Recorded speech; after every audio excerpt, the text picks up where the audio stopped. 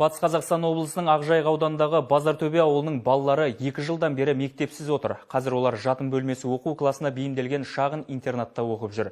Күрделі жөндеуге жабылған ауыл мектебі жоспар бойынша былтыр пайдалануға берілуі тиіс еді, бірақ 2 жылға созылған жұмыс әлі аяқталмаған. Осылайша 200-ге жуық оқушы мектеп жанындағы шағын интернаттың 8 класында 2 ауысыммен оқуға мәжбүр. Өйткені әбден ескірген интернат ғимараты 60 балаға ғана лайықталған.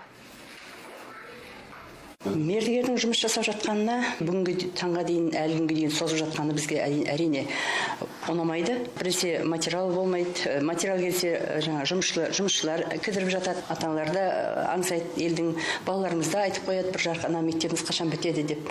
Сол жарқыраған заманауи үлгіде жабдықталған мектепте әрине бәріміз оқығымыз келеді. Ал мердігер жұмыстың кешеуілдеуін қаржыландырумен байланыстырады. Айтуынша қазір ғимараттың есік терезесі, едені мен төбесі түгел жаңартылып, жөндеу 85-90% аяқталған. Білім ошағының қазіргі жағдайымен Аманат партиясы орталық аппаратының партиялық бақылау департаментінен келген жұмыс тобы да танысып, бірқатар ескертпесін жеткізді. Енді бұл істі партия өз бақылауын алмақ. Бүгінде облыста 12 мектеп апатты жағдайда, тағы 9 білім ордасы 3 ауысыммен жұмыс істейді.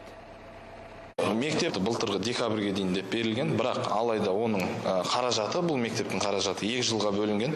Договорымыз осы жылдың аяғына дейін. Құдай қаласа қараша айының 15-теріне қарай мектептің нысанды тапсыруға әрекет жасап отырмыз. Қазір 100% күш-жігердің бәрін осы нысанға салдық.